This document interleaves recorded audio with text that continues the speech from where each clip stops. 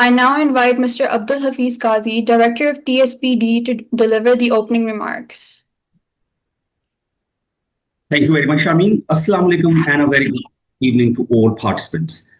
On behalf of the Institute of Cost and Management Accountants of Pakistan and the National CPD Committee and TSPD committees, I warmly welcome you to this important webinar on e-filing of income tax returns for the individuals and association of persons. As you're all very well aware of, the process of filing income tax return is not just a legal obligation for us, but also a key step in contributing to the demonstration and economic growth of our country. However, you probably know, for many taxpayers, the practical aspects of e-filing, namely from understanding the requirements, preparing accurate data, to ensuring compliance with the latest updates in tax law, it can be challenging. So therefore, the TSPD, we have designed this webinar to provide clear step-by-step guidance on the e-filing process, address common mistakes and how to avoid them, share practical tips for smooth compliance with FBR's digital systems, last but not the least, clarify recent changes in tax return forms and related legal provisions which are related to that. We are very much privileged to have with us an experienced tax expert, Mr. Nafees Ahmed Saab, FCMA, who will lead today's session. Just to mention at the end that at the TSPD department, what we do actually, our mission is to equip our members and professional community with up-to-date tax knowledge and other related laws knowledge and technical tools needed to excel in practice. So I'm sure you would appreciate that the webinars like this are part of our continued efforts to strengthen the capacity of professional members in Pakistan's evolving taxation landscape. At the end, once again, on behalf of TSPD and National CPD, I thank you all for joining and wishing you a very productive and engaging session ahead. Thank you, Shamin. Over to you, please. Thank you, sir, for your opening remarks and for highlighting the relevance of today's topic. The Federal Board of Revenue has made electronic filing a central part of Pakistan's tax administration reforms. This session will provide an overview of the e-filing process, outline recent legal and procedural changes, identify common compliance issues, and suggest practical steps for timely and accurate submission. We are delighted to welcome our guest of honor, Mr. Ghulam Mustafa Qazi, President of ICMA International, whose leadership and vision has significantly contributed to the advancement of the management accounting profession.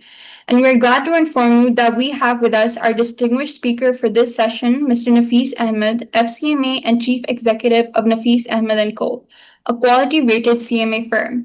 He is also a member of the Technical Support and Practice Development Committee of ICMA Pakistan. He has more than 15 years of experience in the field of taxation, audit, and the corporate sector. Sir, we welcome you to this session. Over to you. Thank you, Ms. Shamin Yasir, and thank you, Mr. Hafiz Saab. Thank you so much to the TSPD Committee of ICMAP, Honorable President Mr. Ghulam Mustafa Qazi, and all the support staff. Once again, welcome to the webinar. As you know कि हर साल हमारा institute अपने वर्ती members के लिए e-filing of income tax returns का webinar organize करती है for the benefit of our worthy members, students at large, and we get a very good response जो कि students का interest show करता है. So before going to start the webinar, I would like to tell about the outcomes of this webinar. वैसे तो contents self-explanatory है कि e-filing of income tax return for individuals and AOP, but still after attending this webinar, you will be fully capable to independently file your own and your colleagues' income tax returns and also your organization if that is AOP. So मैं practically आपको लेके जाता हूँ, and one thing more to be clear कि ये जो webinar है, this is different from other seminars and webinars. As you know कि हमारे जो members हैं, they know very well the income tax ordinance and also relevant laws and taxation rules. So, but there is issue ke they do not know how to file practically the return. So for that purpose, this webinar has been organized. और ये it's my pleasure कि हर साल जो है ना मुझे ये मौका मिलता है for the last 3 years I'm organizing this webinar. तो इसमें एक तो बड़ा बेनिफिट ये होता है कि हमारे जो स्टूडेंट्स हैं वो प्रैक्टिकली इसको अंडरस्टैंड कर लेते हैं। और ये एक चीज़ क्लियर करना ज़रूरी है कि इसमें I am not suppose to give you the theoretical knowledge of the ordinance and text also, क्योंकि यू नो कि अभी जो ऑर्डिनेंस है वो चूंकि फ्यूचर के लिए है, यानी 2026 के लिए। तो जो हम रिटर्न्स फाइल कर रहे हैं, income tax return, that is based on the last ordinance, that is till June 2024। तो इस वजह से मैं आप लोगों को जरा प्रैक्टिकल एक उसकी तरफ लेके जाऊंगा। बट उससे पहले मैं जरा आपको स्क्रीन शेयर करता हूं अपने वेबिनार के कंटेंट।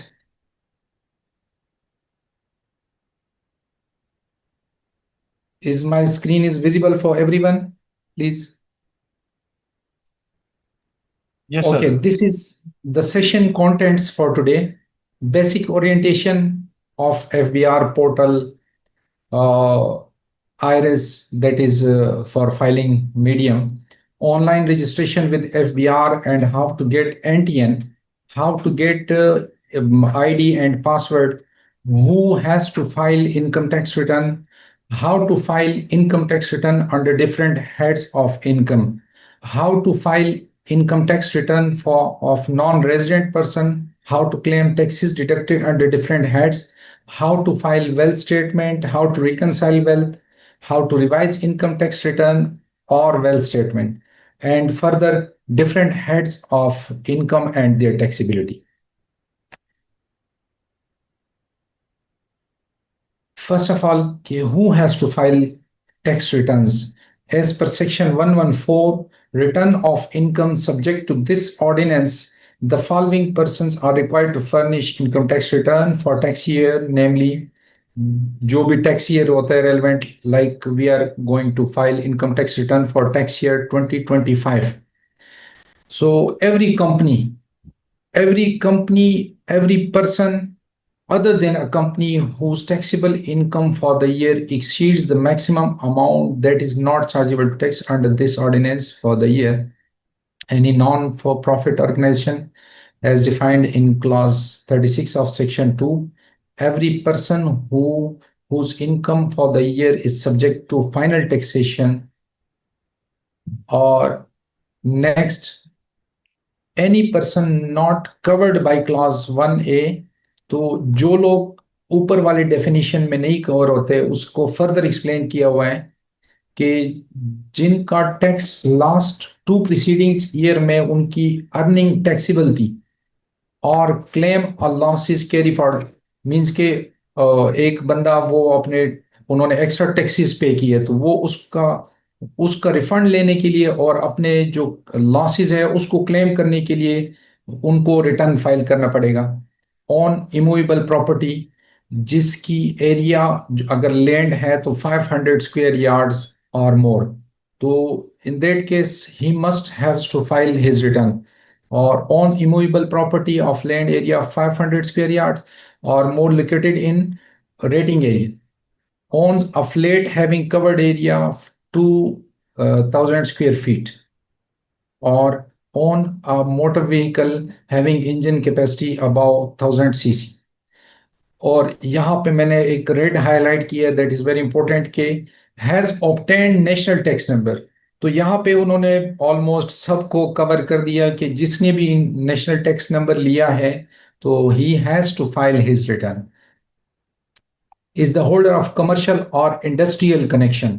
तो ये सारे जो है ना ये 1 by 1 यहाँ पे आप लोग रीड कर सकते हैं। आप लोगों ने सेक्शन 114 रीड किया होगा तो इसमें आप लोग देख सकते हैं कि ये इन सब बंदों को उन्होंने कवर किया हुआ है कि they has to file their return. इसके साथ नेक्स्ट स्लाइड पे मैं जाता हूं। रिवीजन ऑफ रिटर्न के हम इस सेशन में ये भी देखेंगे कि जिसका रिटर्न में कोई ओमिशन हो, कोई मिस्टेक्स हो, तो अपेरेंटली तो how he can revise his return और उसका प्रोसीजर क्या होगा।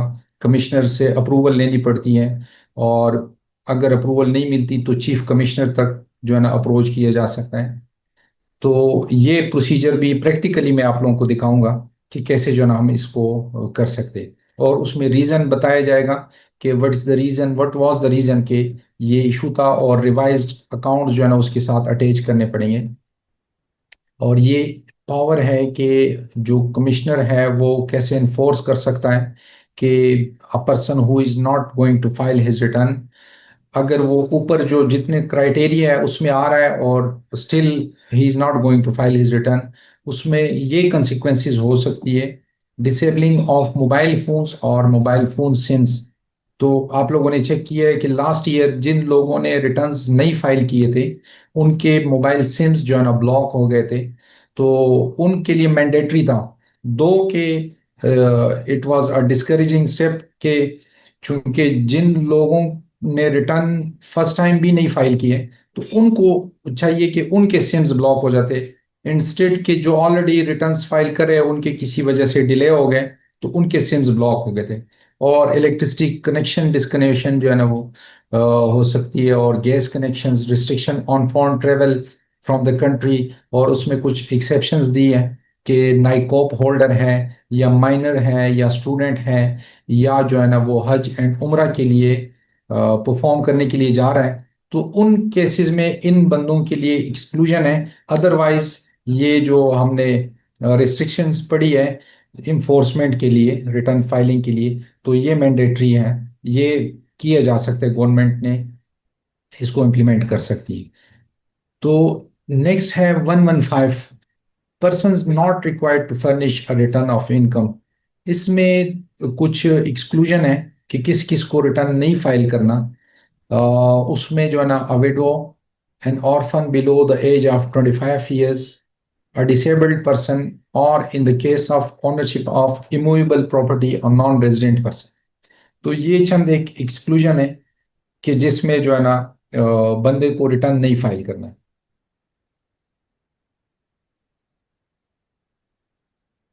नेक्स्ट है wealth statement under section 116।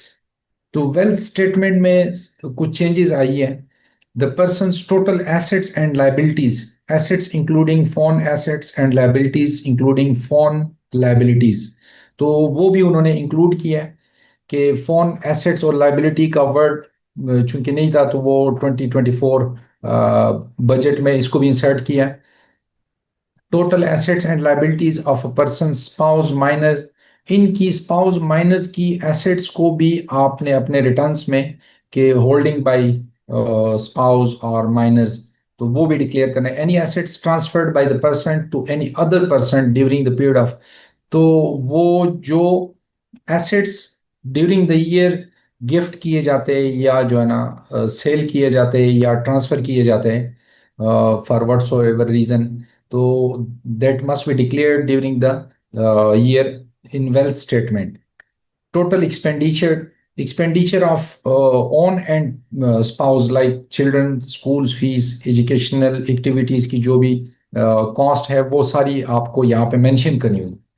And last but not the least the reconciliation statement of wealth, जो assets and liabilities and expenses में चेंजेस आ जाती है उसकी फाइनल रिकॉन्सिलिएशन। और ये रिकॉन्सिलिएशन बहुत ज़रूरी है कि हम इस रिकॉन्सिलिएशन को भी अंडरस्टैंड करें कि कैसे जो है ना एसेट्स और लाइबिलिटी में डिफरेंस आ जाए तो उसको हम यहाँ पे कैसे एडजस्ट करेंगे। Every resident tax payer being an individual filing return of income, जो भी रेजिडेंट पर्सन होगा उन सबको ये चीज़ फाइल करनी पड़ेगी, ये रिटर्न के साथ वेल्थ स्टेटमेंट भी फाइल करनी है। Previously, it was a separate module like wealth statement separate file होती थी, बट फ्रॉम लास्ट 2-3 years तो ये इनकम टैक्स रिटर्न यानी सेक्शन 114 के तहत जो हम इनकम टैक्स रिटर्न फाइल करें तो उसके साथ क्लब हुआ। Further, provided that every member of an association of person shall also furnish wealth statement, तो एसोसिएशन ऑफ पर्सन में जो भी मेंबर्स होते हैं, जो उसके पार्टनर्स होते हैं, उनके लिए भी मैंडेटरी है, बल्कि एसईसीपी भी जो प्राइवेट लिमिटेड कंपनीज होती है उनको भी इन्फोर्स करती है कि डायरेक्टर्स भी, जो भी कंपनी के डायरेक्टर्स हैं वो भी अपने रिटर्न्स फाइल कर लें।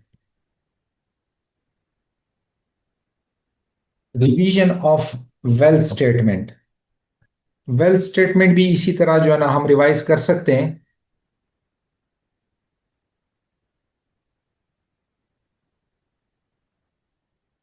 तो वेल्थ स्टेटमेंट रिवीजन के लिए भी सेम प्रोसीजर है, लेकिन उसमें चंद एक चीजें नोट करना जरूरी है कि हम जो है ना किस बेसिस और कैसे जो है ना वो रिटर्न वेल्थ स्टेटमेंट रिवाइज कर सकते हैं। Where person who has furnished a wealth statement discovers any omission or wrong statement therein, he may without prejudice to any liability incurred by him under any provision of this ordinance furnished a revised wealth statement। अब हम वहां पे check करेंगे कि revise wealth statement के लिए कौन सा हम फॉर्म यूज करेंगे, along with the revised wealth reconciliation and reasons for filing revised wealth statement। इसमें रिवीजन भी जो है ना आपको रिवाइज जो वेल्थ स्टेटमेंट है वो प्रिपेयर करके जो रिक्वेस्ट होती है उसके साथ अटैच करनी पड़ेगी, कि मैं और रीजन बतानी होगी कि मैं किस वजह से ये जो है ना रिवाइज करना चाह रहा हूँ। और at any time before the receipt of notice, जो नोटिस से पहले जो है ना ये वेल्थ स्टेटमेंट रिवाइज कर सकते हैं। अगर नोटिस सर्व हो गया अंडर एनी सेक्शन और स्पेशली फॉर सेक्शन 122, तो उससे पहले जो है ना आपको उसको वेल्थ स्टेटमेंट को रिवाइज कर सकते हैं।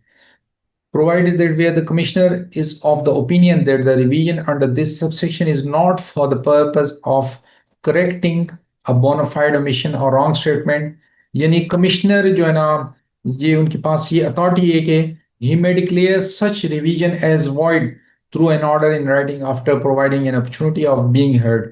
तो वो चेक कर सकता है कि ये रिवीजन मुनासिब नहीं थी, आपने जो है ना या वेल्थ इंक्रीज किया या व्हाटसोएवर अदर रीजन, तो he will issue an a show cause.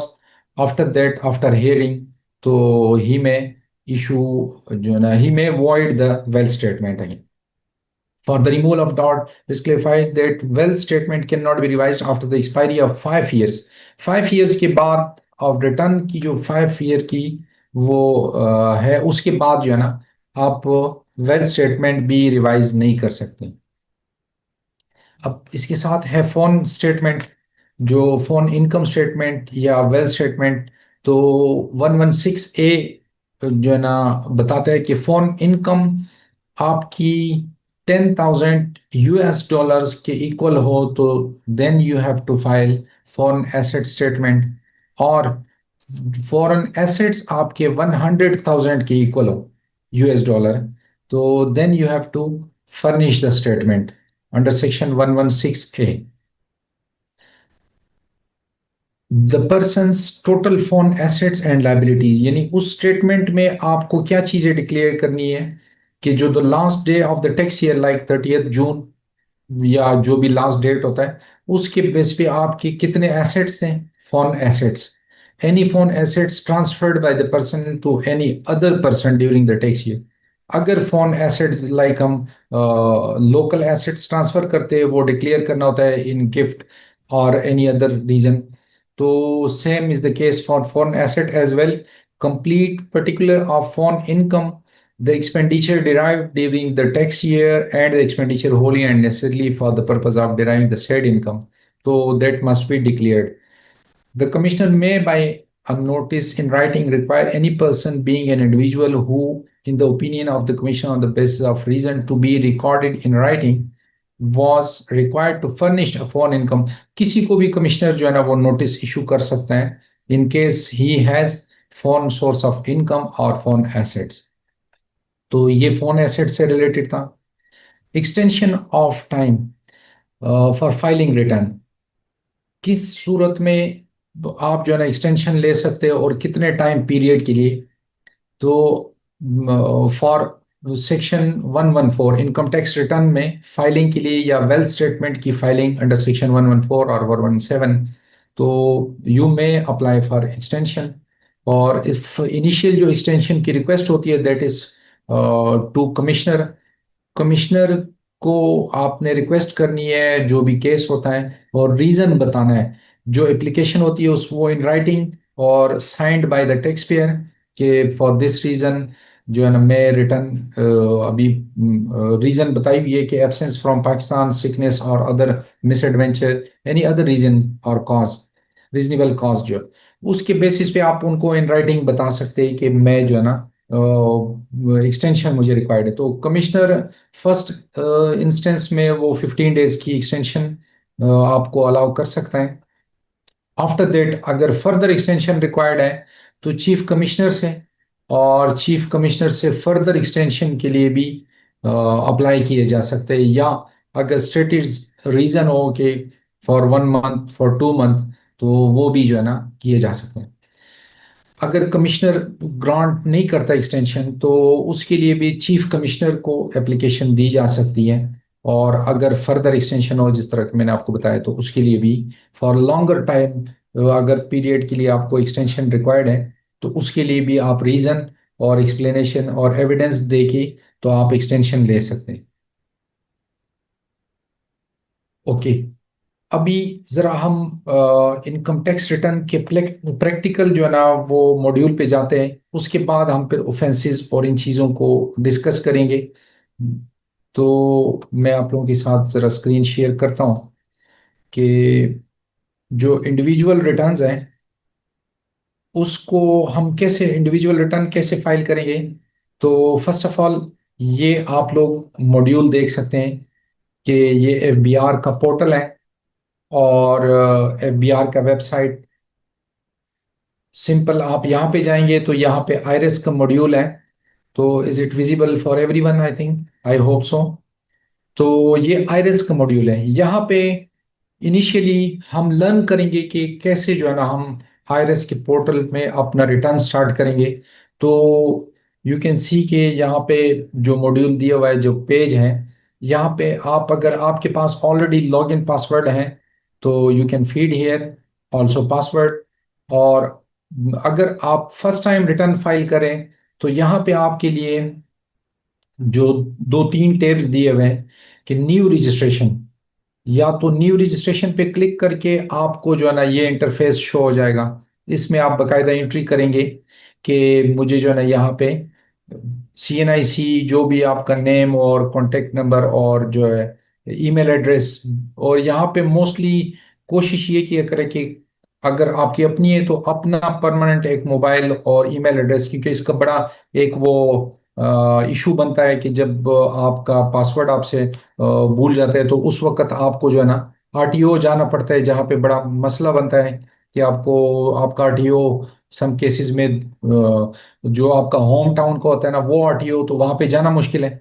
तो इसीलिए बेहतर है कोशिश करें कि यहाँ पे टाइम बाय टाइम अपना ईमेल या मोबाइल नंबर अगर चेंज करते तो ये अपडेट किया करें।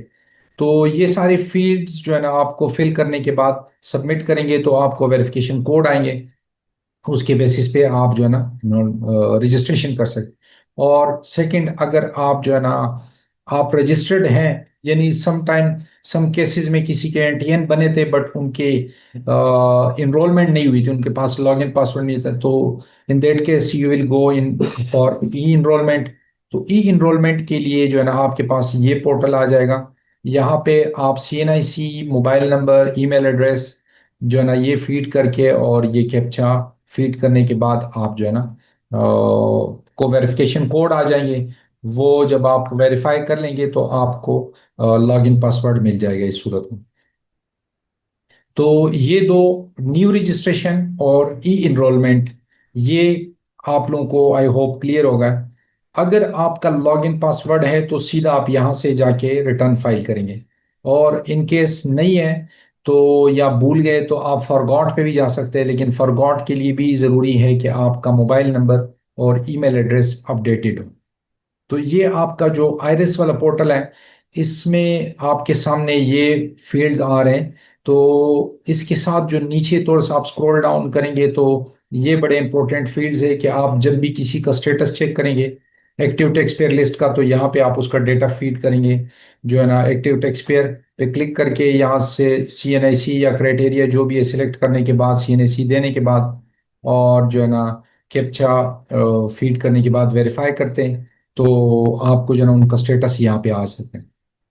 और सेकेंडली प्रोवेंशंस भी है, और अगर टैक्स पेयर की प्रोफाइल इंक्वायरी करनी है तो वो भी यहाँ से हो सकती है।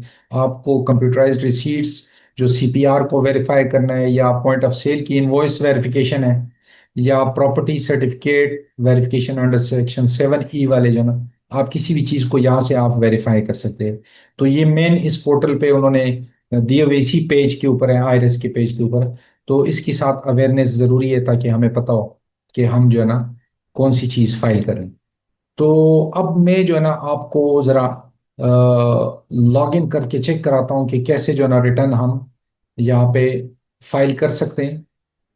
अगर आप लोग देखें यहाँ पे हमने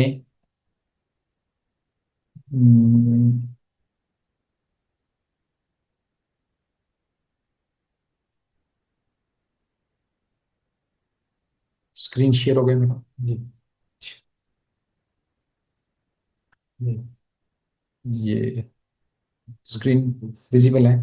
okay, now let's start from here के यहाँ पे अगर आप लोग देखते हैं ये पोर्टल है जहाँ पे हम रिटर्न फाइल करते हैं। बट यहाँ पे हमने जो आइरस में लॉगिन किया है, तो लॉगिन के बाद हमारे पास ये डैशबोर्ड आ जाएगा। इस डैशबोर्ड में आप लोग डिफरेंट टैब्स देख रहे हैं।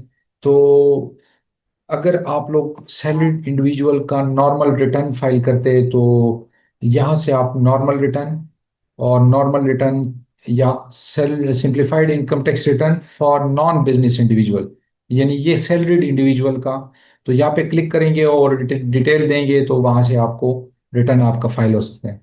और अगर यहाँ पे चूंकि मैं example salaried individual plus business individual का लूंगा, तो यहाँ पे हम नॉर्मल रिटर्न में जाएंगे। अब नॉर्मल रिटर्न में आपका, अगर आपके पोर्टल में और भी आपने किसी को अटॉर्नी दी है तो उनके भी जो है ना यहाँ पे नाम आ सकते हैं।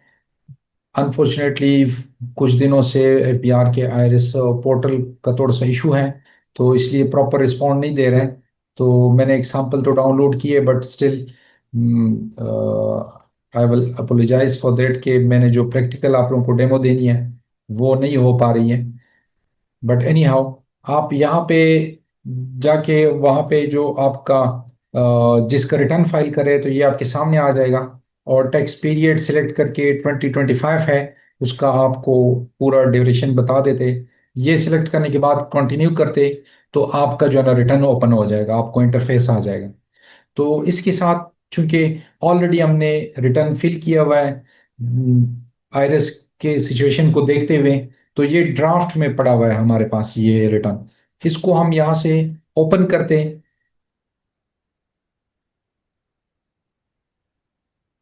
ये जो है ना हमारे पास यहाँ पे शो हो रहा है income tax return. Income tax return के डिफरेंट जो है ना टेब्स हैं। तो how to start and from where to start, उसके लिए ये मैंने जस्ट आप लोगों को रिटर्न का एक ओवरव्यू दिखाया है। तो but before going to start how to feed the data in the return, तो मैं आप लोगों को एक एक्सेल शीट दिखाऊंगा कि एक अकाउंटेंट को उससे पहले सारी कैलकुलेशन करके सारी चीज़ें अपने सामने रख के जो है ना वो उसके बाद रिटर्न फाइल करना है। तो मैं आप लोगों के साथ वो स्क्रीन शेयर करता हूँ जिसमें हमने जो है ना वो सारा एक्सेल में वर्किंग की है। और उस वर्किंग के बेसिस पे आप लोग जो है ना पहले इसको अंडरस्टैंड कर लीजिएगा, उसके बाद आप लोगों को क्लियर हो जाएगा।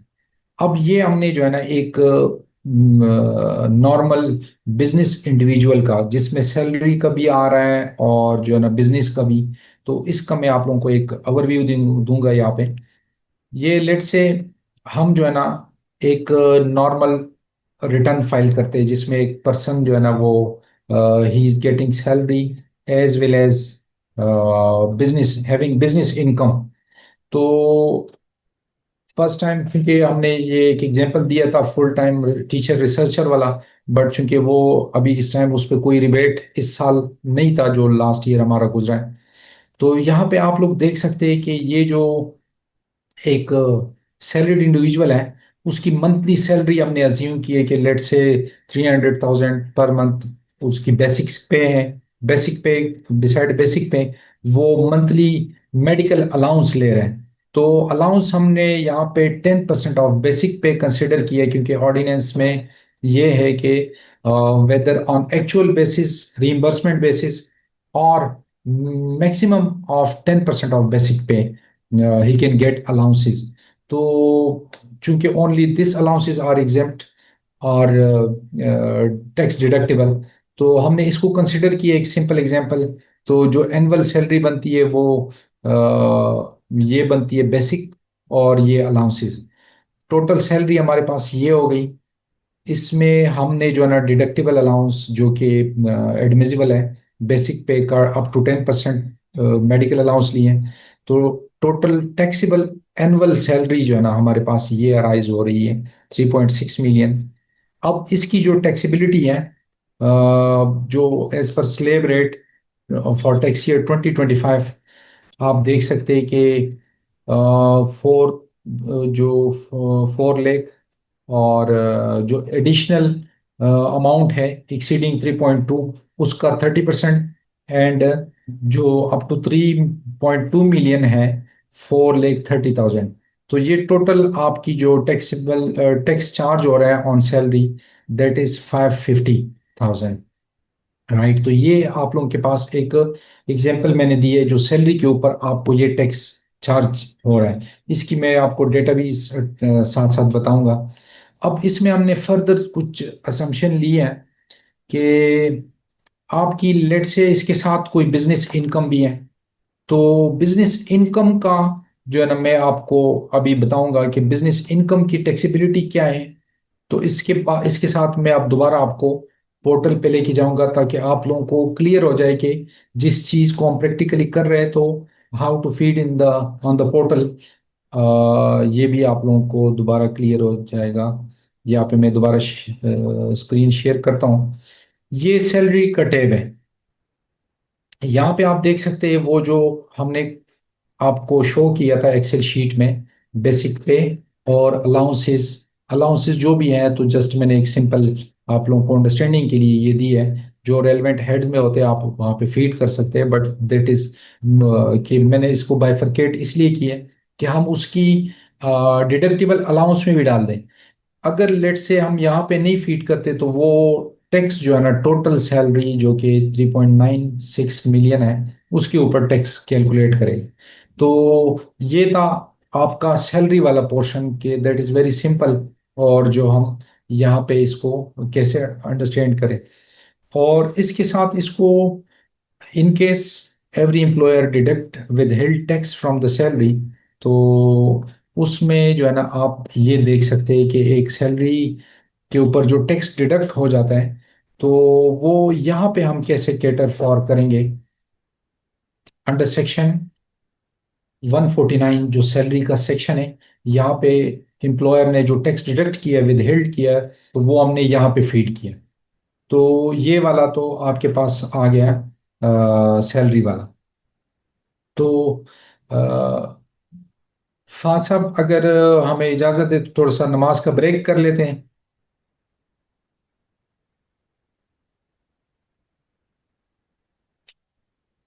जी जी, ब्रेक कर लेते हैं कोई 10-12 मिनट का।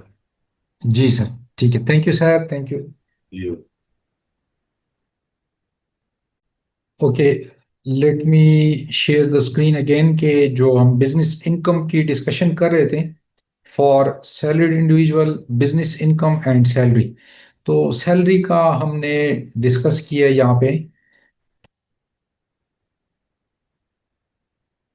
अब बिजनेस की हम जो है ना यहाँ पे अभी डिस्कशन करेंगे कि बिजनेस को कैसे जो है ना कंसिडर किया जाए। तो यहाँ पे अगर आप लोग देखते हैं, तो ये एक हमारे पास टैब है,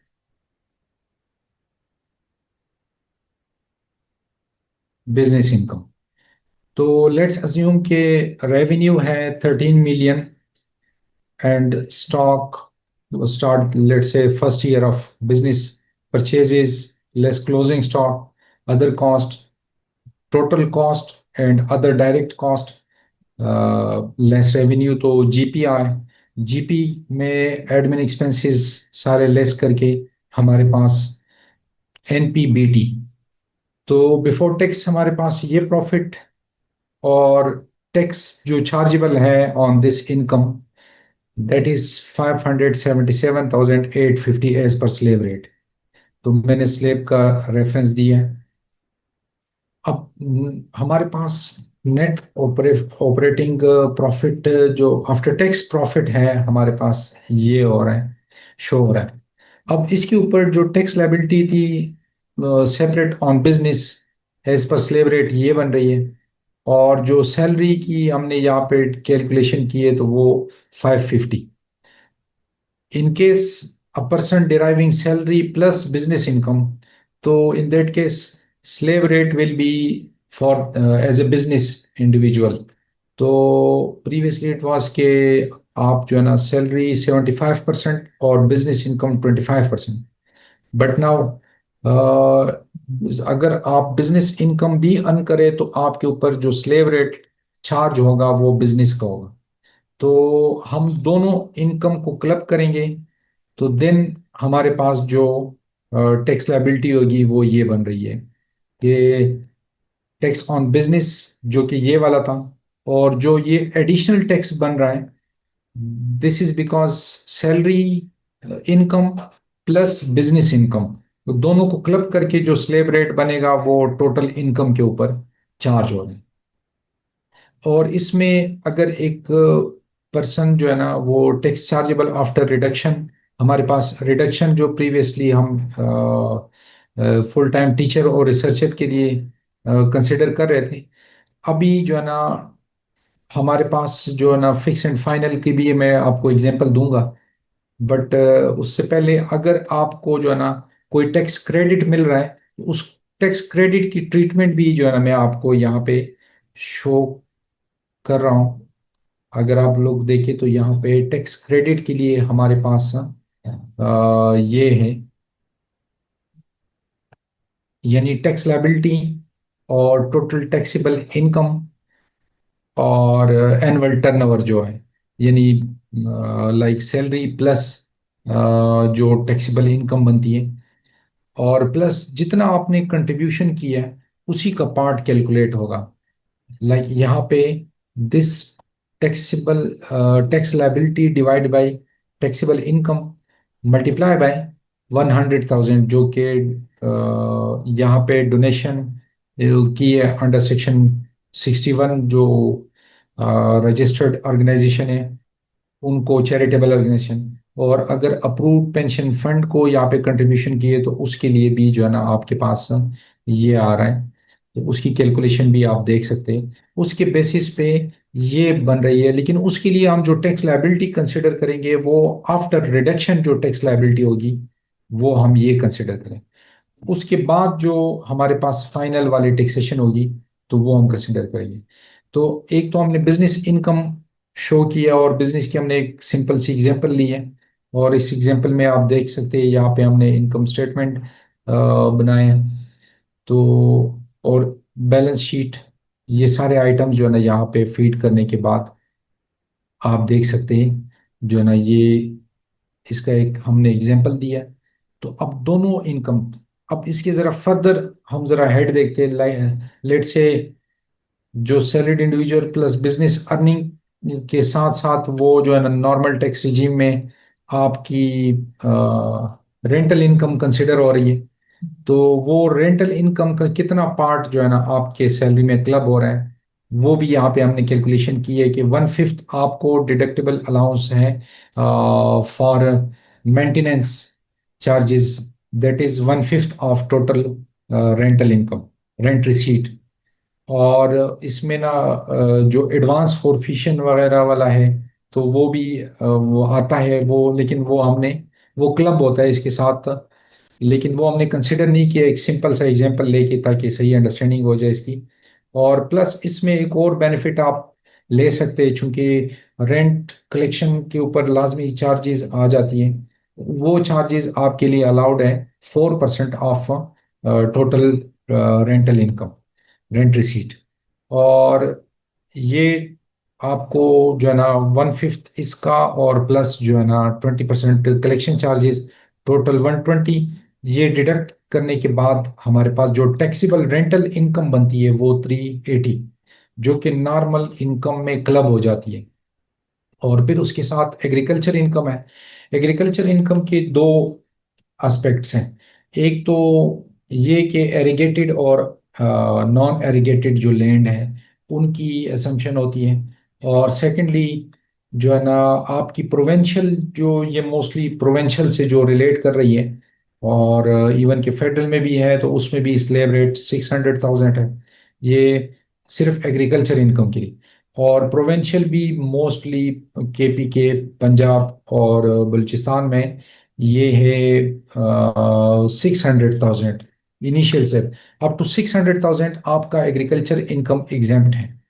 और उससे ऊपर अगर है तो उस पे जो प्रोवेंशियल अगर आपने टैक्स पे किए तो वो आपकी सेपरेट ट्रीट होती है, और अगर प्रोवेंशियल नहीं किए तो वो सेपरेट ट्रीट होती है। और इसके साथ है प्रॉफिट ऑन डेट, जो कि फाइनल टैक्स रिजीम में अप टू 5 मिलियन आ रहा है, जो कि लास्ट ईयर तक था। अभी तो ऑर्डिनेंस में फर्दर चेंजेस आ गई है। अभी जो है ना इसके ऊपर जो टैक्स लाइबिलिटी बनती थी, जो एट सोर्स विद हेल्ड होती है, वो 15% जो है ना रेट है। और अप टू 5 मिलियन अगर किसी को प्रॉफिट ऑन डेट यानी सेविंग अकाउंट के ऊपर बैंक के पास जो आपकी पीएलएस अकाउंट है उस पे जो आपको जो है ना अगर 5 मिलियन से कम अमाउंट रिसीव होती है या अप टू 5 मिलियन, तो that will be considered as final income. तो ये फाइनल टैक्स रिजीम में शो होगी। और इसके साथ अगर कोई कैपिटल गेन है, कैपिटल गेन ऑन प्रॉपर्टी जो है, अगर उसके ऊपर उसके डिफरेंट स्लेब्स हैं, ये जो है ना आप स्लेब्स के अकॉर्डिंगली जो है ना आफ्टर 6 ईयर तो ये एग्जेम्प्ट है। और last but not the least के डीम्ड इनकम, जो कि कैपिटल एसेट्स का एक टॉपिक है जो हम डिस्कस करेंगे, बट हम पहले इन चीज़ों को देखेंगे कि इसकी हम ट्रीटमेंट क्या करेंगे। तो ये सारी इनकम को क्लब करके हमने जो है ना एक टोटल इनकम बना लिए, और फिर उसकी टैक्स लायबिलिटी कैलकुलेट की है कि इसके ऊपर क्या टैक्स लायबिलिटी आएगी। तो ये जो हेड्स है इनके ऊपर सिर्फ विदहेल्ड हुई है, और ये नॉर्मल इनकम के साथ क्लब हुआ है। और ये वाली इनकम 3,80,000। और एग्रीकल्चर इनकम चूंकि एग्जेम्प्ट है और ये फाइनल में आ रहा है, तो ये नॉर्मल कैलकुलेशन के लिए कंसिडर नहीं होगा। ये भी अगर आपका एग्जेम्प्ट है तो ये फाइनल में भी आ रहा है। और इस सूरत में चूंकि मोर देन हमने 6 ईयर का एक एग्जांपल लिया है, तो उसके केस में प्रॉपर्टी के ऊपर टैक्स, कैपिटल गेन वाला टैक्स एप्लीकेबल नहीं है। तो एक ये वाली चीज। और डीम्ड इनकम का भी मैं आप लोगों को एग्जांपल बताता हूँ, लेकिन जस्ट अभी यहाँ पे हमने जो टैक्स कंसिडर किया वो 75,000 इस टैक्स लाइबिलिटी में हमने ऐड कर दिया। ये सब्जेक्ट टू फाइनल इनकम जो है उसके ऊपर ये टैक्स लाइबिलिटी बनती है। तो टोटल टैक्स जो आफ्टर रिडक्शन एंड क्रेडिट हमारे पास टैक्स लाइबिलिटी ये बन रही है। अब इसको मैं जो है ना आपको प्रैक्टिकल एग्जांपल इसकी देता हूँ कि इनकम टैक्स जो हम ई फाइलिंग करते हैं आईआरएस पोर्टल पे, जो कि मैंने आप लोगों को डैशबोर्ड चेक कराया है, उसमें हम इसकी एंट्री कैसे करेंगे। तो मैं अगर आपको दोबारा एक दफ़ा लेके जाता हूँ, अगर पोर्टल काम करे तो ये आई होप कि ये विजिबल होगा। ये आपके पास पोर्टल है आईरस, जहाँ पे हम रिटर्न फाइल करते हैं। सैलरी का हमने बता दिया। अब बिजनेस का यहाँ पे हम चेक करते हैं कि बिजनेस में जो बिजनेस इनकम है उसको हम कैसे जो है ना यहाँ पे फीड करेंगे। अब फर्स्ट ऑफ ऑल मैन्युफैक्चरिंग या ट्रेडिंग वाला जो टैब है, यहाँ पे हम आते हैं तो हमारा जो हमारा रेवेन्यू है, तो रेवेन्यू ये है। और कॉस्ट ऑफ सर्विसेज जो कि परचेजेज हमने की है उसको हमने यहाँ पे कंसिडर किया है। और फिर उसके बाद डायरेक्ट एक्सपेंसेस लेट से वट एवर, और क्लोजिंग स्टॉक लेस हो जाते हैं, तो आपके पास नेट ग्रॉस प्रॉफिट ये अराइज हो रहा है। फिर अब एडमिन की एक्सपेंसेस है। एडमिन की टोटल एक्सपेंसेस 3.48 मिलियन, उसकी बाइफर्केशन ये है रेंट और रेट्स अगर कोई सेस वगैरह पे हुआ है, और सैलरीज, वेजेस, ट्रैवलिंग, इलेक्ट्रिसिटी या यूटिलिटी जो भी है, कम्युनिकेशन एक्सपेंसेस यानी मोबाइल टेलीफोन एट्सेट्रा, या कोरियर, और repair and maintenance, stationery, advertisement, insurance, जो भी एक्सपेंसेस हैं वो सारी यहाँ पे कंसिडर होगी। और यहाँ पे प्रॉफिट ऑन डेट में लिखा हुआ है फाइनेंशियल चार्जेस, मार्कअप, इंटरेस्ट, तो ये वाली जो चीज़ें वो यहाँ पे कंसिडर होगी। अब अदर इनडायरेक्ट एक्सपेंसेस, लेट से कोई भी है जिसका आपको प्रॉपर हेड नहीं मिल रहा है, तो आप वो यहाँ पे पार्क कर सकते हैं। और प्लस हमने एक छोटा सा डिप्रिसिएशन की भी कैलकुलेशन कंसिडर की है। डिप्रिसिएशन में एक डिफरेंस ये होता है, चूंकि अकाउंटेंट नो वेरी वेल के जो अकाउंटिंग डिप्रिसिएशन और टैक्स डिप्रिसिएशन में फर्क होता है, तो जो सिस्टम है वो अकाउंटिंग डिप्रिसिएशन को इनएडमिसिबल कर देती है और जो टैक्स डिप्रिसिएशन है उसको एडमिसिबल। तो उसके लिए हमने पहले यहाँ पे डिप्रिसिएशन स्केजुअल में उस एंट्री को यहाँ पे डाला हुआ है कि लेट से हमने फर्नीचर, फिक्सचर, फिटिंग्स जो ऑफिस की है वो हमने कंसिडर की है, रिटन डाउन वैल्यू ये, उसके ऊपर 100% यूज हुए ड्यूरिंग द ईयर, तो 15% का स्लैब रेट लग के टैक्स रेट, तो 60,000 डिप्रिसिएशन चार्ज हो गई। तो अब ये टैक्स डिप्रिसिएशन हो गई है, और वो जो हमने वहां पे कंसिडर की है वो अकाउंटिंग डिप्रिसिएशन। तो अब इनका डिफरेंस जो है वो हमने इसलिए सेम रखा है ताकि टैक्स लायबिलिटी के ऊपर फर्क ना पड़े। तो अब इसको जो है ना हम जाते हैं यहाँ पे एडमिसिबल, इनएडमिसिबल डिडक्शन। तो ये भी मैं आपको दिखा दूं कि यहाँ पे इन्होंने क्या किया है कि जो हमने अकाउंटिंग डिप्रिसिएशन ली है वो उन्होंने एड बैक कर दी है, एड बैक अकाउंटिंग डिप्रिसिएशन। और एडमिसिबल में जो है ना ये टैक्स डिप्रिसिएशन जो है, या जो भी अलाउंस इनिशियल वगैरह, तो वो सारी चीज़ें इस तरह से, लेकिन इसकी वजह से फर्क नहीं पड़ रहा है। 60,000 इनएडमिसिबल में डाल दिए और 60 जो है ना एडमिसिबल कर दिए, चूंकि हमने सेम एग्जांपल रखी है। तो ये तो आपकी हो गई है जो है ना प्रॉफिट एंड लॉस, जिस पे आपको नेट प्रॉफिट हमने यहाँ पे कैलकुलेट किया है। हमारे पास नेट प्रॉफिट आ रहा है 29,59,500। तो ये हमारे पास टैक्सेबल इनकम आ रही है। तो चूंकि सैलरी का भी स्लैब है और ये भी स्लैब है, और दूसरा जो हमने यहाँ पे कंसिडर किए थे एग्रीकल्चर इनकम, लेट से ये हमने एग्रीकल्चर इनकम, इसके ऊपर कोई टैक्स लायबिलिटी नहीं, इसकी बाइफरकेशन है, और ये प्रोविंशियल हमने एरिया सेलेक्ट करके वहाँ पे बता दिया, पंजाब का एक फोर्ट अब्बास, ताकि जो ना हमें क्लियर हो। तो यहाँ पे इसके ऊपर कोई टैक्स लायबिलिटी यहाँ पे नहीं बनती, क्योंकि 6 लाख स्लेब रेट है, उससे ऊपर टैक्स है लेकिन उससे नीचे नहीं। तो ये एग्जाम्प में आ जाएगी। और इसके साथ जो है ना अदर सोर्सेज में ये आ रही है आपके पास, जो हमने एक प्रॉपर्टी शो की थी कि हमारे पास जो एक property during the year cell हुई है, यानी उस वो थी लास्ट ऑलमोस्ट 5-6 ईयर बिफोर।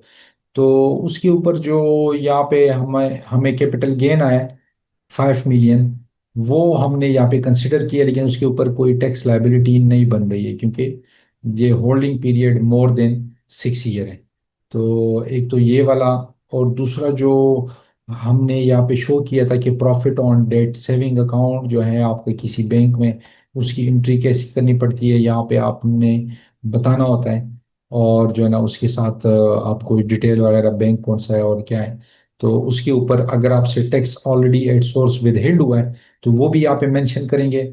और इन्होंने जो इसके ऊपर टैक्स लाइबिलिटी चार्ज की है तो वो भी 75,000, ऑलमोस्ट जितना डिडक्ट हुआ है तो उतनी लाइबिलिटी थी। तो ये फाइनल में आ रहा है और ये एज इट इज है। अब जो जो कैपिटल गेन ऑन प्रॉपर्टी था उसको जो है ना हमने यहाँ पे भी कंसिडर किया है, ताकि हमारे पास जो है ना वो इनकम डिक्लेयर हो जाए कि हाँ ये कहाँ पे है। क्योंकि मोस्टली जब आप सिर्फ फिक्स एंड फाइनल में शो करते हैं तो वो टैक्स चार्जेबल में रिफ्लेक्ट नहीं होती। इसके साथ जो है ना हमने फाइनल वाला भी चेक कर लिया। एक पोर्शन है मिनिमम वाला, लेकिन वो अगर टाइम मिला तो हम एओपी का जब डिस्कस करेंगे तो वहां पे हम जो है ना इस चीज को जो हम सेक्शन 153 के अकॉर्डिंगली जो आप सर्विसेज या बिजनेस सप्लाईज वगैरह प्रोवाइड करते हैं उसके ऊपर आपसे जो एट सोर्स डिडक्शन होती है, तो उसकी ट्रीटमेंट जो है ना हमने यहाँ पे करनी है, लेकिन वो एओपी में हम इसको चेक करेंगे कि उसका डिफरेंस ऑफ मिनिमम टैक्स की कैलकुलेशन भी आ जाएगी और ये भी वहाँ पे डिस्कस हो जाएगी। और अब हम जो है ना कंप्यूटेशन पे आते हैं। तो कंप्यूटेशन में जो है ना आपके पास ये आ रहा है जो टोटल टैक्सेबल इनकम, यानी ये सैलरी का था, और सैलरी में हमने ये जो मेडिकल अलाउंस को एक्सक्लूड किया है, एडमिसिबल में डाल दिया है, और जो ये रेंटल इनकम हो गया है। तो टोटल इनकम फ्रॉम बिजनेस जो हमारे पास आया था ये, तो ये सारा क्लब होके हमारे पास जो टोटल टैक्सेबल इनकम जो है ना वो ये आ रहा है, शो हो रहा है यहाँ पे। वैसे टोटल इनकम ये बन रही है, लेकिन इसमें 55 लाख जो प्रॉफिट ऑन डेट था, और जो है ना बाकी जो 5 मिलियन हमें प्रॉपर्टी में कैपिटल गेन आया है, तो उस कैपिटल गेन और ये चीज़ें एडमिसिबल में आ गई, तो ये हमारे पास नेट टैक्सेबल जो है ना इनकम अराइज आ रहा है। और अब इसके ऊपर जो टैक्स चार्जेबल बन रहा है वो ये वाला बन रहा है, जो कि हमने वहां पे चेक भी किया है, और नॉर्मल टैक्स ये बन रहा है। तो नॉर्मल टैक्स ये है, और इसमें से 75,000 अगर ये भी क्लब करेंगे तो, और माइनस करेंगे जो टैक्स क्रेडिट मिल रहा है। टैक्स क्रेडिट किस चीज़ के ऊपर था वो भी मैं आपको दिखा देता हूँ, कि जो हमने कंट्रीब्यूशन टू चैरिटेबल इंस्टीट्यूशन और जो है ना प्रोविडेंट फंड को जो कंट्रीब्यूशन गई है, वो ये टैक्स क्रेडिट में शो हो रहा है under section 61, under section 63 approved pension fund. तो उसके ऊपर हमने वहां पे भी कैलकुलेट किया है, जो कि जो टैक्स लायबिलिटी बनती है आफ्टर टैक्स रिडक्शन, तो उसको जो है ना हम डिवाइड करेंगे, डिवाइड बाय टोटल इनकम, और मल्टीप्लाई बाय जितना कंट्रीब्यूशन हुआ है। तो ये जो फिगर है ये हमारे पास उसमें रिबेट, एक किस्म की रिडक्शन मिल जाएगी टैक्स लायबिलिटी में।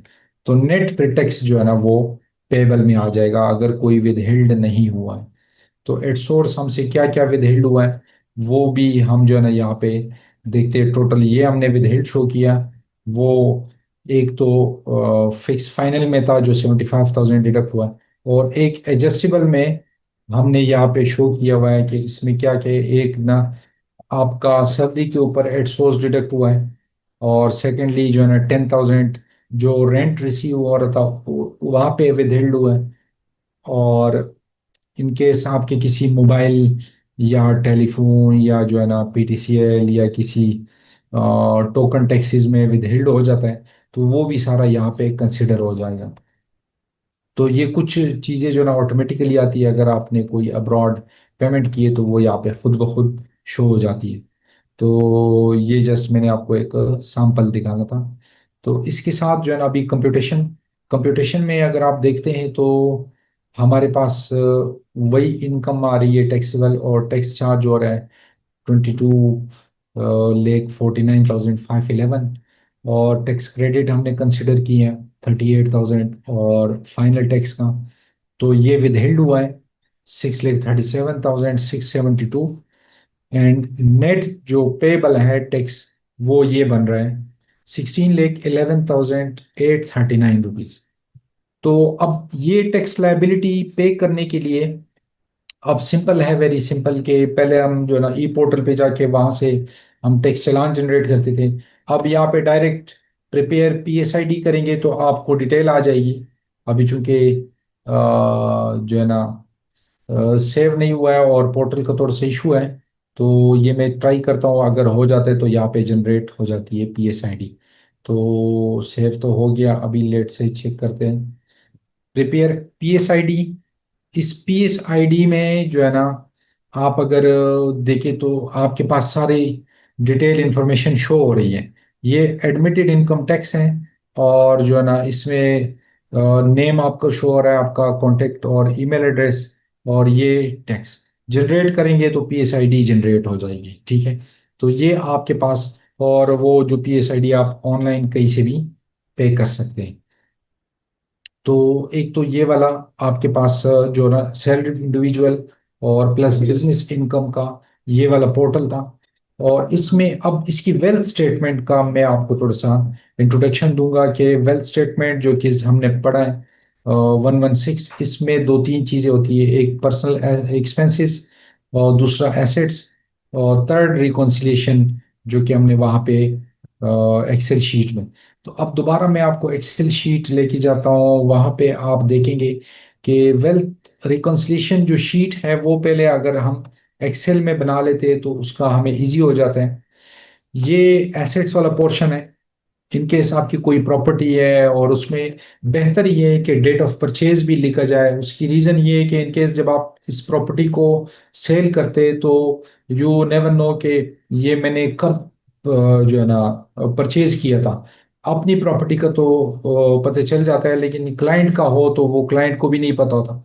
तो इसलिए आप अगर इसमें डेट ऑफ परचेज मेंशन करते हैं एज पर डॉक्यूमेंट्स जो कि आपने वेरीफाई किया है तो दैट्स बेटर।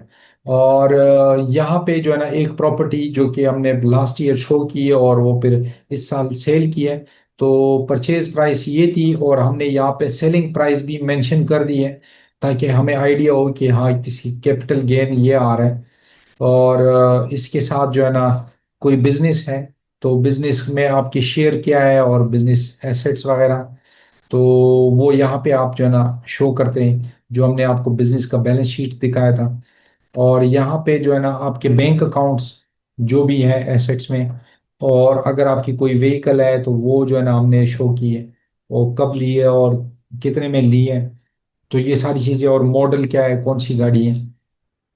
और उसके अलावा अदर एसेट्स में प्रेशियस पोजीशन, ये आपके टोटल जो है ना वेल्थ का पार्ट है। और जो भी आपका है तो वो एक्चुअल एज इट इज इसको डिक्लेयर करना है।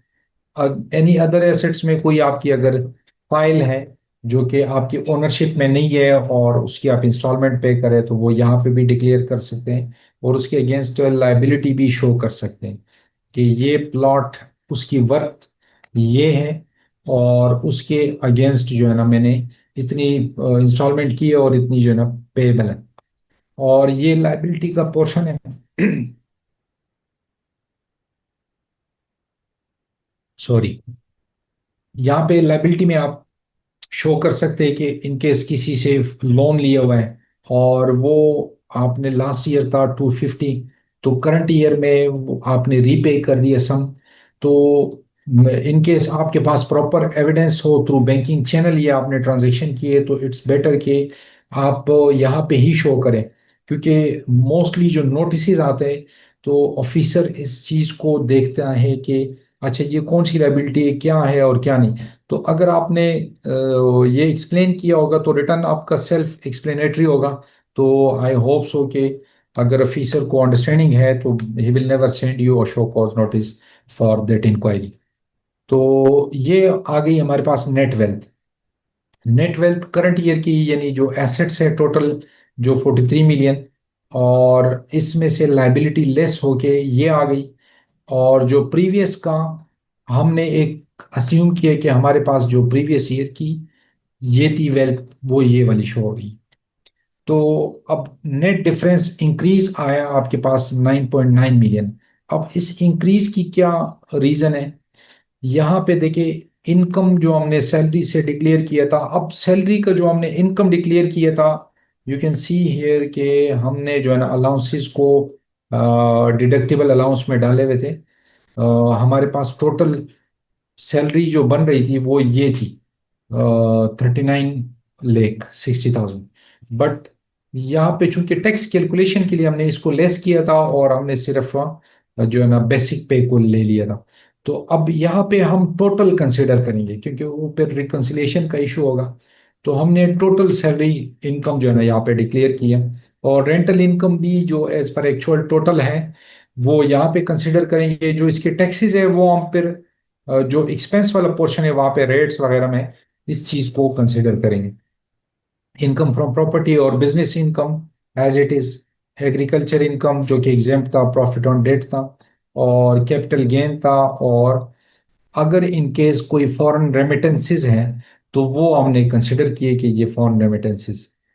तो अब एक्सपेंसेस का पोर्शन कोई रेंट पे किया ड्यूरिंग द ईयर और सेस रेट्स, ये रेट्स वो हैं जो आपसे लेट से एट सोर्स डिडक्ट हुए या अब लाइक हमारे केस में एट सोर्स जो है वो कोई 6,70,000 थे। बट हमने ये कंसिडर किया कि पिछले साल की भी जो टैक्स लायबिलिटी थी वो भी हमने करंट वेल्थ से पे ऑफ की है, तो दैट्स वाई हमने उसको अपनी रिकॉन्सिलेशन को ठीक करने के लिए उसको रेट्स में डाल दिए।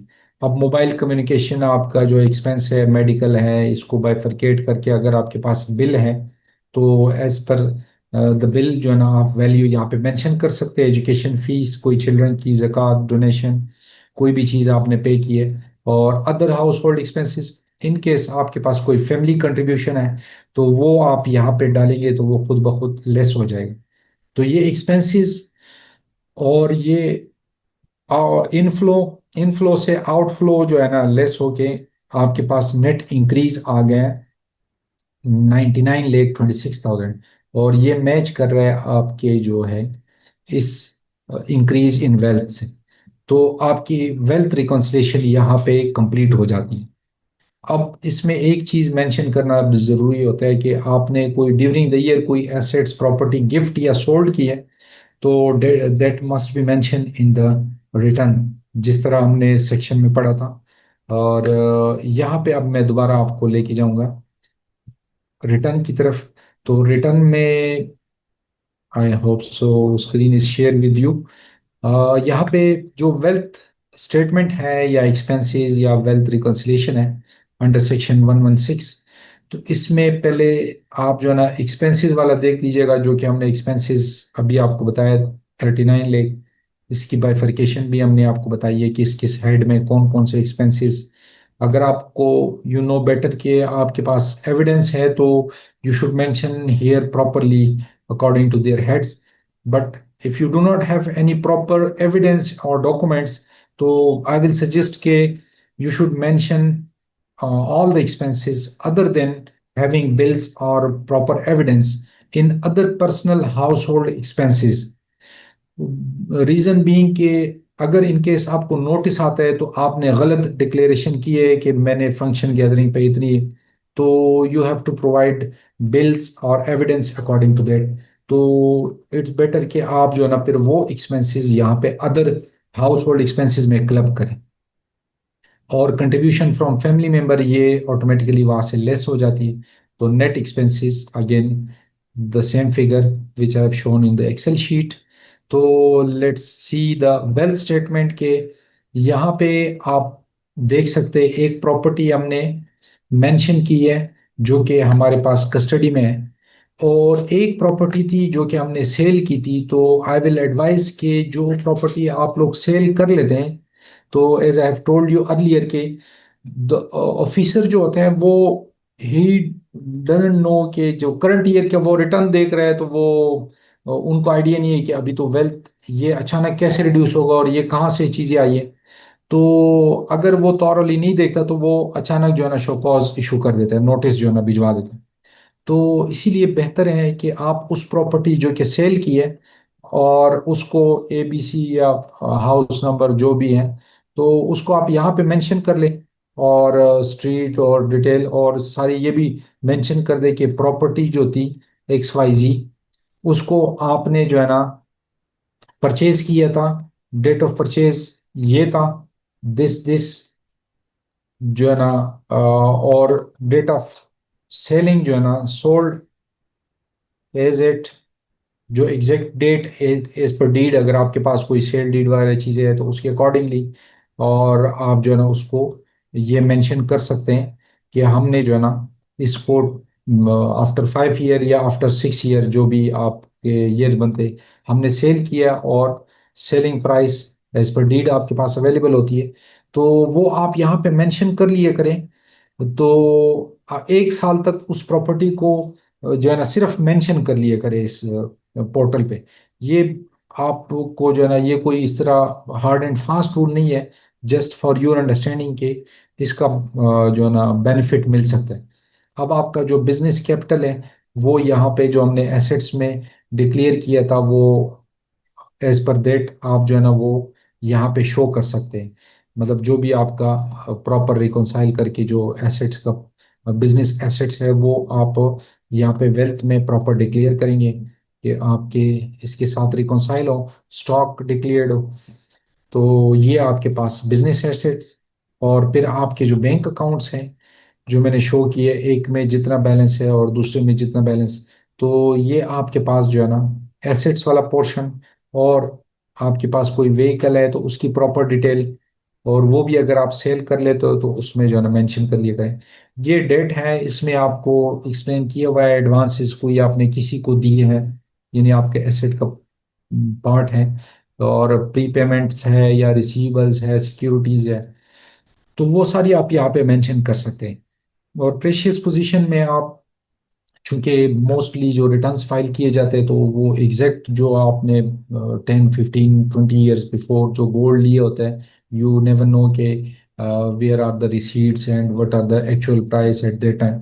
तो आप सिंपली उसको जो डोवरी है, या अगर डोवरी का पार्ट है या अदर जो है ना प्रेशियस आपके होल्डिंग्स है, तो उसको ये लिख दीजिएगा, और यू कैन मेंशन के वैल्यू नॉट नोन, मतलब आपके को आइडिया नहीं है, क्योंकि इसका बेनिफिट ये होगा मेंशन करने का कि कल को आप इसको सेल करते हैं तो आपके पास जो कैश आ जाती है, तो that cash inflow must be justify के वेयर इट कम्स फ्रॉम। और मोस्टली लोग ये करते हैं कि हमें आइडिया नहीं है कि ये कहाँ से आई है, तो इसीलिए वो फिर जो है ना इसको डिक्लेयर भी नहीं करते। तो I will advise and suggest के you should declare here whatever gold or jewelry in your possession, or whatever precious items if you have, like weapons and you have the license for that, so you must declare that। और personal items में household expenses, like आपके household furniture हो गए, और equipments हो गए, और जो भी आपके घर का मटेरियल और सामान है, तो और पर्सनल आइटम में मोबाइल, लैपटॉप्स एटसेट्रा जो भी आप यहाँ पर मेंशन कर सकते हैं। And that is cash in hand, like if you have extra cash in your hand, yeah, whatever cash amount for reconciliation purpose, you must declare here, so that your reconciliation statement is reconciled। और यहाँ पे assets जो है on spouse name अगर है तो वो यहाँ पे आप कर सकते, एनी अदर एसेट्स में भी आता है, या एसेट्स हेल्ड आउटसाइड पाकिस्तान ये भी मेंशन करे। ये जो है ना आपने जो है ना मेंशन किया है कि कोई प्रॉपर्टी या आपकी खुद है इंस्टॉलमेंट पे या किसी स्पाउस के नेम पे, तो ये सारी चीजें मेंशन यहाँ पे कर सकते हैं। और इसके साथ जो है ना आप देख सकते हैं, ये अगर आप कोई क्रेडिट लोन वगैरह है फ्रॉम फ्रेंड्स, जो कि हमने वहाँ पे शो किया था, और उसमें हमने ये डिक्लेयर भी किया कि लास्ट ईयर 250 था, और अभी चूंकि 50 रीपेड हो गए डेटेड दिस, तो आपकी सब चीज़ें सेल्फ एक्सप्लेनेटरी होगी, आपको ज़्यादा इशू नहीं होगा in case of serving any notice from the authority. तो that's all for business individual. और एक लास्ट जो है उसका रिकॉन्सिलिएशन वाला। अब रिकॉन्सिलिएशन का अगर आप स्टेटमेंट चेक करते हैं, तो इधर जो जो इनकम इनफ्लोज है वो हमने आपको डिक्लेयर किए हमारे एक्सेल शीट में। नॉर्मल इनकम ये बन रहा है, एग्जेम्प्ट ये बन रहा है, जो कि कैपिटल गेन्स था और प्रॉफिट ऑन डेट था, और फाइनल टैक्स से रिलेटेड जो सेपरेट इनकम था वो था, और foreign remittances if you have proper PRC for that, proceed realisation certificates, वो भी ज़रूरी है, क्योंकि जब नोटिस आते हैं तो वो टाइम इतना नहीं होता, मोस्टली 15 डेज। तो in that case if you are already having PRC getting from the bank, so that will be better for you कि इन जब नोटिस आता है तो उस टाइम आपके पास वो रेडिली अवेलेबल हो। कोई इनहेरिटेंस है और गिफ्ट है तो वो must be declared from home you have received, like in blood relation or spouse, तो that must be mentioned here। और अच्छा, gain on disposable of assets excluding capital gain on immovable property, उसके अलावा securities के ऊपर जो आपका gain होता है वो यहाँ पे आप डिक्लेयर कर सकते हैं। और यहाँ पे income attributable to receipts of for builders and developers. Other income है जिसकी इनफ्लोज है, जिसकी आपके पास कोई जस्टिफिकेशन नहीं, कोई आपकी जो है ना वो है लेकिन वो प्रॉपर टेब नहीं है उसके अकॉर्डिंगली, तो you can mention here by giving detail के ये किससे आया है और किस पर्पस के लिए, name, description, so all these about inflows. तो आउटफ्लो में देखते जस्ट सिंपल थिंग्स के आपके पास यहाँ पे जो है पर्सनल एक्सपेंसेस हैं, जो टोटल एक्सपेंसेस है वो आपने यहाँ पे किए, कंसिडर किए। गिफ्ट आपने गिफ्ट आउट है, किसी को गिफ्ट दिया है। और अगर कोई एसेट्स आपने डिस्पोज किए उसके ऊपर लॉस की, तो दैट, क्योंकि वो किसकी उसकी कोई एडजस्टमेंट यहाँ पे शो नहीं होती।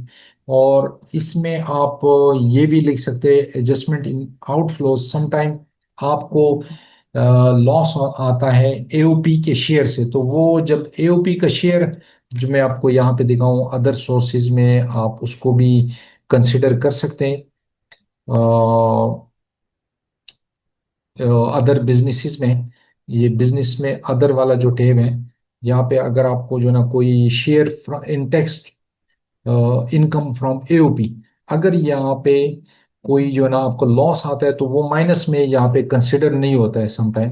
तो इसलिए बेहतर है कि आप जो है ना उसको, अब देखो माइनस का टेप लगाते हुए तो वो नहीं कंसिडर होता। तो इसके लिए बेहतर है आप जो है ना आउटफ्लो में, आपको द ओनली वे कि आप वहाँ पे उसको एडजस्ट करेंगे।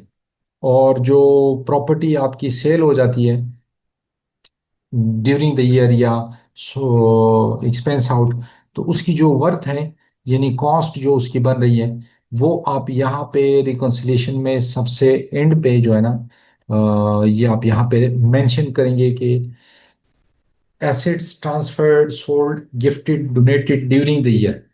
तो ये जो है ना रिकॉन्सिलिएशन वाला पार्ट भी कंप्लीट हो गया आपका।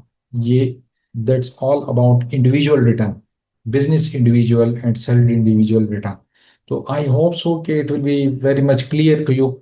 और still if you have any question तो आप जो है ना ग्रुप में कर सकते हैं।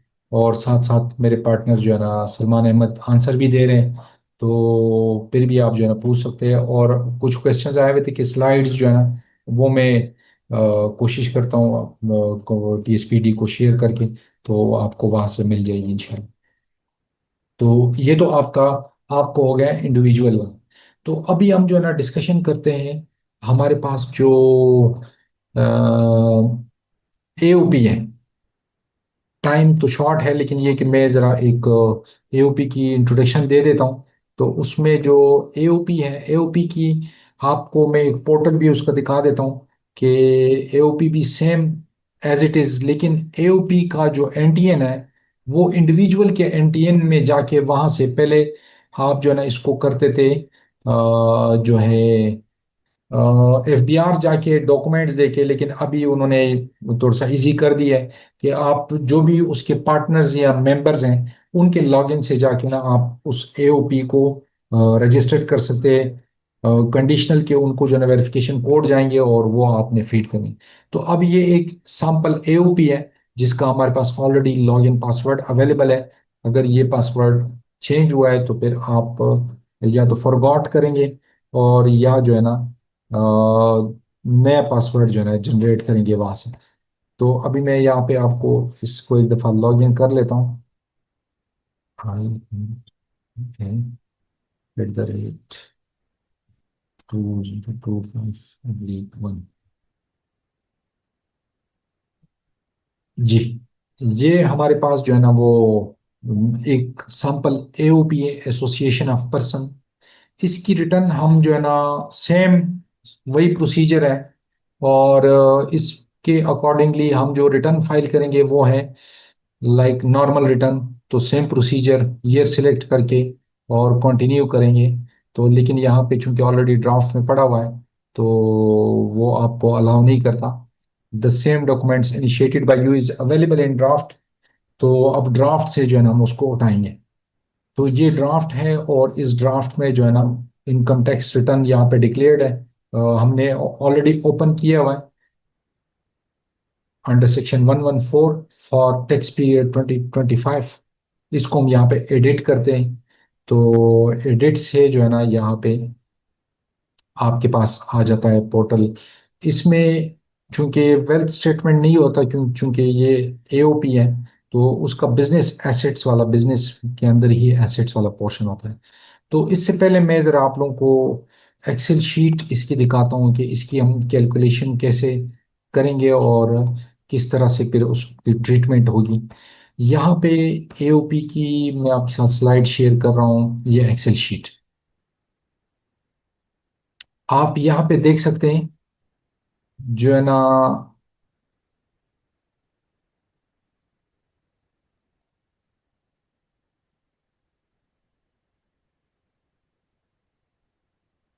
अच्छा, ये जो आप लोग स्क्रीन देख रहे हैं, ये एक एओपी की हमने सैंपल रिटर्न ली है। और यहाँ से आप जो है ना इसकी एसेट्स का बैलेंस शीट देख रहे हैं। और बैलेंस शीट में assets, liabilities, advances, what ever AOP की वो होती है जो अगर कैलकुलेशन है, और ये इक्विटी हो गई, ये टोटल एसेट्स और टोटल इक्विटी एंड लायबिलिटीज, ठीक है। और ये प्रॉफिट एंड लॉस। अब इसके cash flow statement, statement of changes in equity, ये सारी चीज़ें हमने मेंशन की हैं। तो लेट्स क्विकली एक्सप्लेन के how to interpret these calculations. अब फर्स्ट ऑफ ऑल रेवेन्यू के पार्ट पे आते हैं। यहाँ पे यूसी के रेवेन्यू जो टोटल सेल्स है आपका या सर्विसेज, दैट इज 8.49 मिलियन। तो इसकी बाइफरकेशन हमने नोट्स में दी है, आप यहाँ पे चेक कर सकते हैं। ये टोटल रेवेन्यू जो है ना इसका, इसकी बाइफरकेशन है। एक नॉर्मल सेल्स है जो आप इंडिविजुअल या जिसको भी करते हैं, जहाँ पे आपसे टैक्स भी नहीं विदहेल्ड होता, तो आप नॉर्मल सेल्स वो कंसिडर होंगे। दूसरा सेल्स है जो जहाँ पे टैक्स डिडक्ट होता है एट सोर्स 5.5, यानी ये मिनिमम में फॉल करते। तो और सेकेंडली सर्विसेज हैं जिस पे भी आपसे एट सोर्स ऊपर जो है ना सप्लाई है जिसके ऊपर 5.5% टैक्स रेट है, और सेकंड जो है ना वो सर्विसेज है। तो इसका पोर्शन ये बन रहे हैं हमारे रेवेन्यू में, ये जो है ना मिनिमम से रिलेट कर रहे हैं, और ये नॉर्मल सेल से। तो टोटल रेवेन्यू हमारे पास ये होगा। अब यहाँ पे हम again going to profit and loss. ये बाकी नोट्स की सारी चीज़ें सेल्फ एक्सप्लेनेटरी है, आई होप सो कि इसमें आप लोगों को कोई इशू नहीं होगा। तो हम टैक्स कैलकुलेशन पे थोड़ा सा आते हैं कि यहाँ पे हमारे पास प्रॉफिट एंड लॉस में ये रेवेन्यू जो कि मैंने आप लोगों को प्रीवियस शीट से दिखा दिया है, ये आपके पास gross profit after direct expenses, direct cost, admin expenses.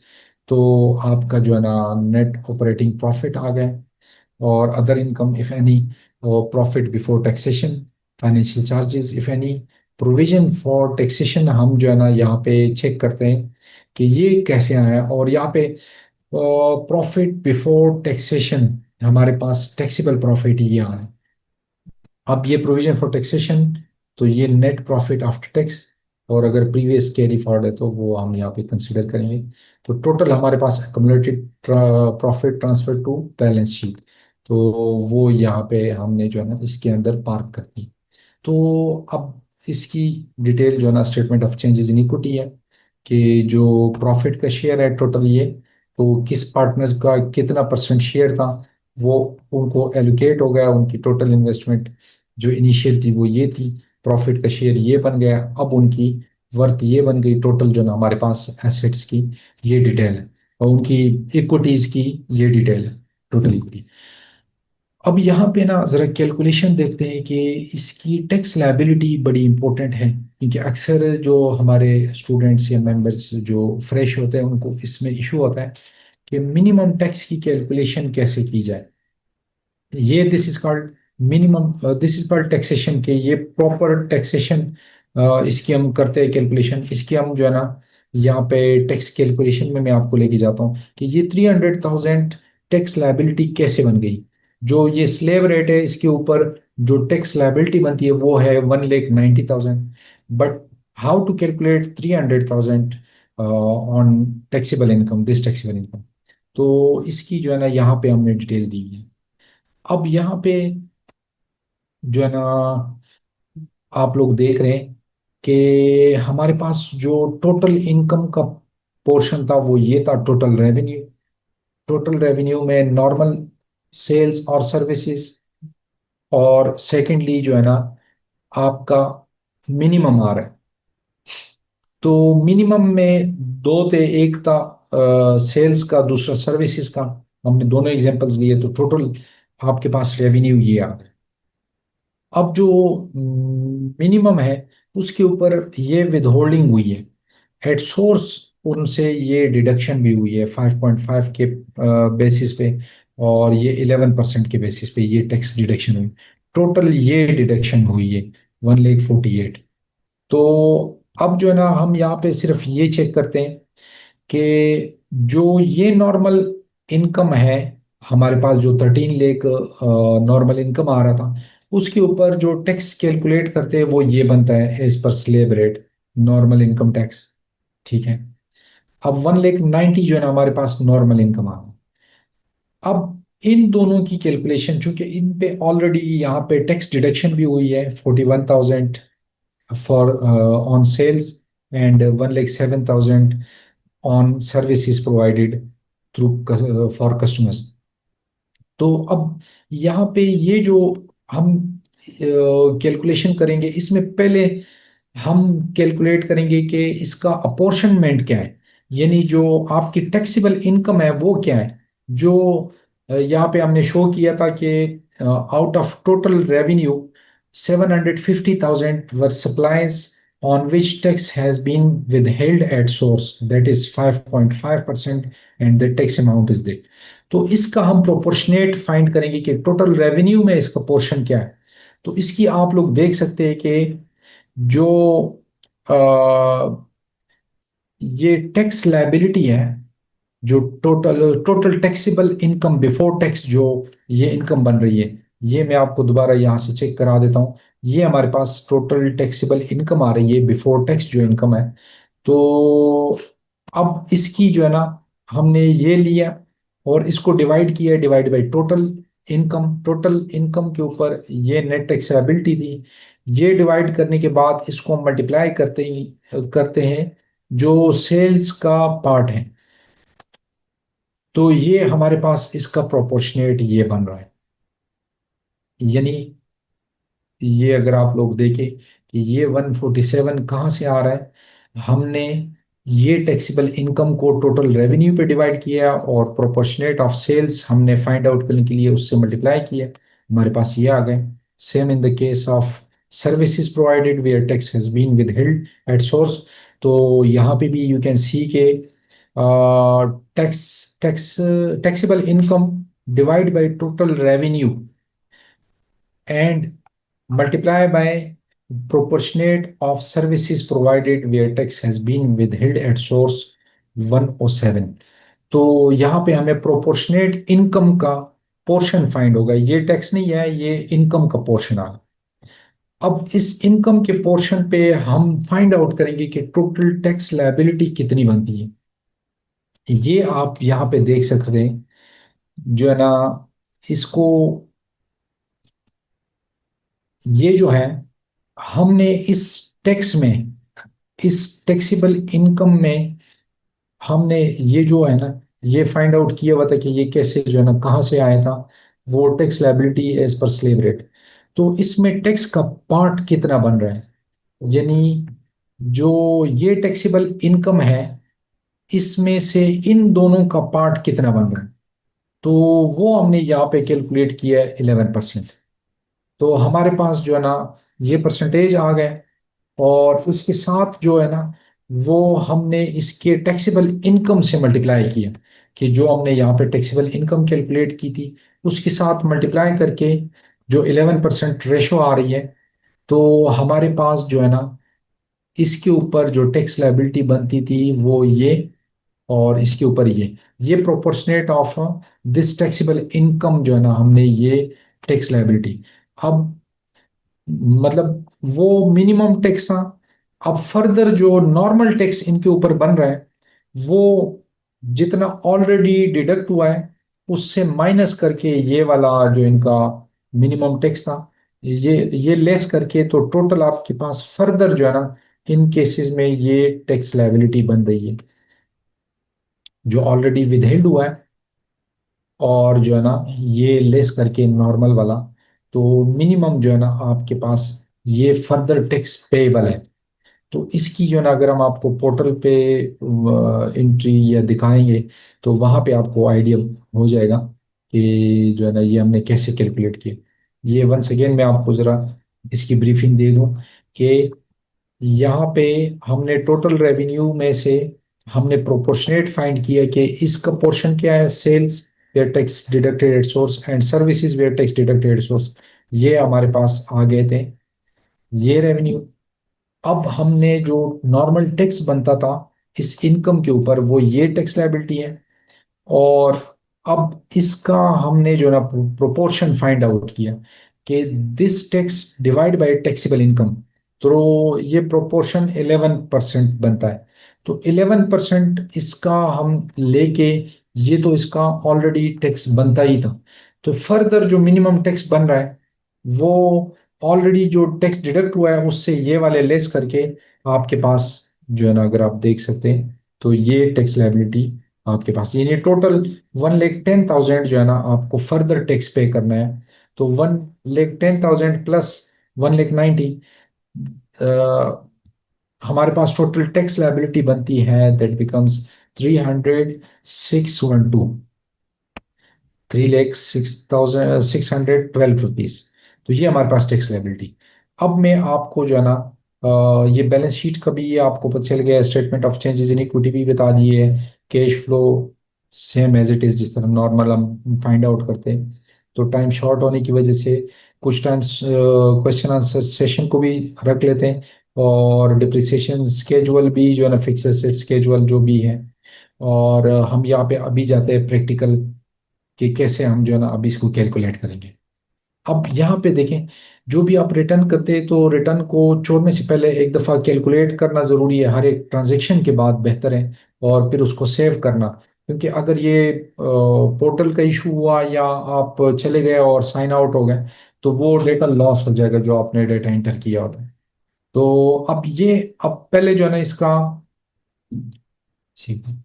पहले जो है ना हम यहाँ पे आते हैं, यहाँ पे देखें टोटल रेवेन्यू हमने जो वहां पे कंसिडर किया था, और ये opening stock in case salaries wages purchases, तो ये आपके पास सारा आ गया है। ग्रॉस प्रॉफिट, अब ये एडमिन एक्सपेंसेस में आपके पास आ गया। नेट प्रॉफिट जो कि हमने वहां पे टैक्सेबल इनकम कैलकुलेट किया हुआ था। अब इसकी जो है ना हम कैलकुलेशन पे आते हैं, जो टैक्स चार्जेबल है यहाँ पे देखें। एडजस्टेबल में अगर कोई आपसे किसी टेलीफोन या इंटरनेट या किसी चीज जगह पे डिडक्शन हुए तो वो हम चेक कर सकते हैं। और ये फिक्स एंड फाइनल में फाइनल वाला पोर्शन है, अगर यहाँ पे कोई आपसे टैक्स डिडक्शन हुई है तो फिक्स एंड फाइनल में आ जाएगा, जो कि हमने इंडिविजुअल की केस में एक फाइंड किया था।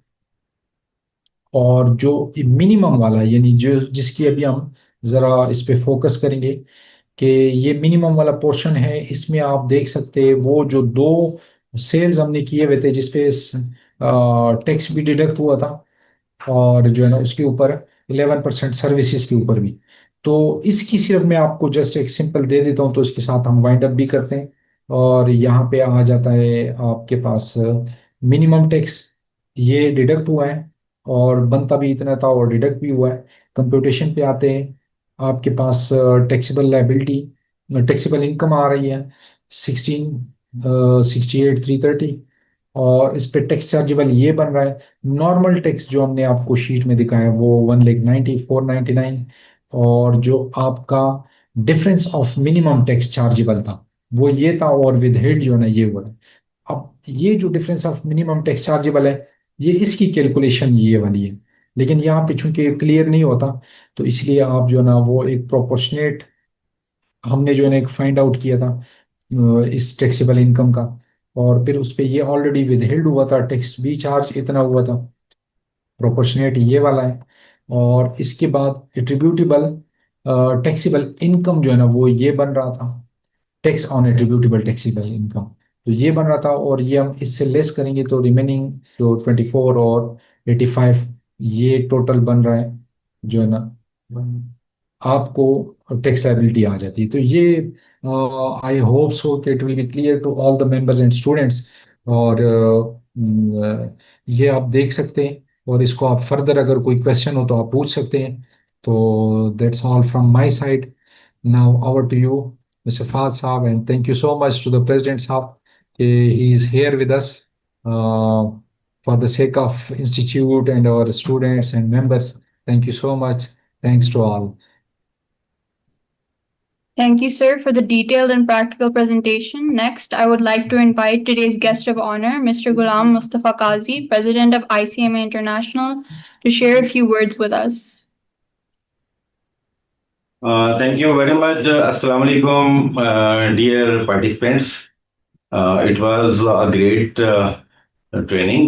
अनीस अहमद साहब ने बहुत अच्छे तरीके से प्रेजेंट किया concepts as well as the practical knowledge on how to file the return of individual as well as association of persons.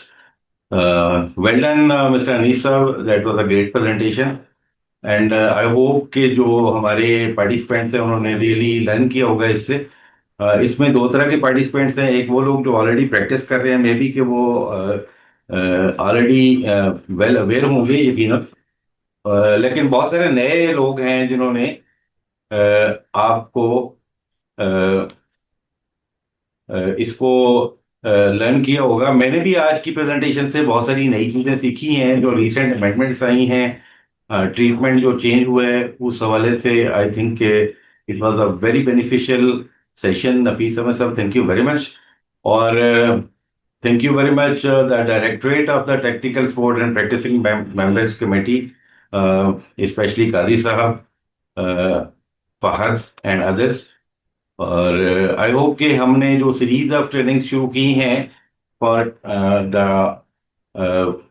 Development of the practicing profession, आप उसको एंजॉय करेंगे। और इसके साथ ही हमने रिसेंटली एक पॉडकास्ट सीरीज शुरू की है जिसमें हम वीडियोस बना रहे हैं। उसकी सेकंड वीडियो अब लाइव हो जाएगी, कल मेरे ख्याल लाइव हो जाएगी, तो उसको भी एक तो सब्सक्राइब भी कर लें आप सब सारे लोग। ये है CMA लाउंज के नाम से हमने ये एक चैनल बनाया है, और इसका मकसद ये है कि नॉट ओनली प्रैक्टिसिंग मेंबर्स पर इंडस्ट्री लीडर्स को इसमें लेकर आए हम, और वो लोग अपना नॉलेज शेयर करें विद द प्रैक्टिसिंग मेंबर्स। इसके अलावा हम इंशाल्लाह इन जस्ट नियर फ्यूचर हम एक और इवेंट करने जा रहे हैं which will be networking summit for practicing members. और इसमें हम प्रैक्टिसिंग मेंबर्स को और जो अदर कंसल्टेंट्स हैं उनको इकट्ठा लेकर आएंगे इंशाल्लाह। और वी होप कि that will be a good event for the networking and the partnerships of the CMAs with the technology consultants, with ERP consultants and with management consultants। एक एफर्ट है इसमें हम कर रहे हैं। और प्रैक्टिसिंग मेंबर्स के लिए I invite the new commerce, new members, कि वो एज अ कैरियर प्रैक्टिस को जरूर देखें। इसमें बहुत ज़्यादा स्कोप है, not only in Pakistan but आप फ्रीलांसिंग भी कर सकते हैं, अपनी सर्विसेज इंटरनेशनल क्लाइंट्स को भी डिलीवर कर सकते हैं। और इस हवाले से हम इंशाल्लाह आपको ट्रेनिंग भी प्रोवाइड करेंगे फ्रीलांसिंग के ऊपर भी, as well as on taxation in US, taxation in UK, Dubai, UAE। इसके ऊपर भी हम काम करेंगे। क्विक बुक्स के ऊपर भी इंशाल्लाह, जो क्विक बुक सर्विसेज हैं बड़ी हॉट बिक रही हैं US में, कनाडा में और बाकी पार्ट्स ऑफ द वर्ल्ड में।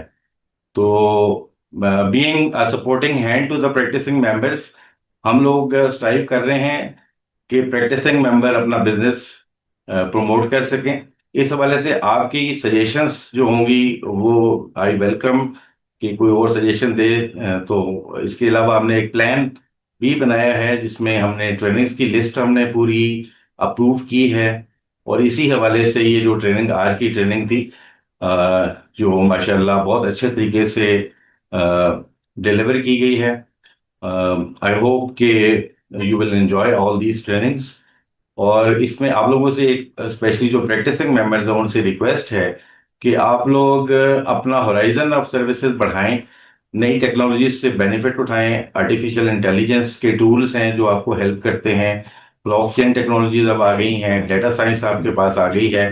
और ये सारी चीजें इंटीग्रेट हो रही हैं आपकी प्रैक्टिस में। तो आपने देखा होगा कि हमने जो करिकुलम अभी रिवाइज किया है 2025 का करिकुलम, इसके अंदर ये सारे subjects generative AI, digital analytics जो हैं और इस तरह की चीजें हम ले आए हैं अपने करिकुलम के अंदर। तो हमारे जो फ्यूचर सीएमएस हैं वो इंशाल्लाह वेल इक्विप्ड होंगे, और जो एग्जिस्टिंग मेंबर्स हैं उनके लिए हम सीपीटी के थ्रू ये स्किल्स सारे के सारे इम्पार्ट करना चाह रहे हैं हमारे प्रैक्टिसिंग मेंबर्स को as well as general members को। तो थैंक यू वेरी मच। और विद दीज इनिशियल रिमार्क्स मैं चाहता हूं कि काजी साहब इसकी क्लोजर की तरफ जाइए। Thank you. Thank you for sharing your insights and for underlining the importance of professional competence. I would now like to invite Mr. Azim Hussain Siddiqui, FCMA Honorary Secretary and Chairman of the CPD Committee, ICMA, to deliver the valedictory note.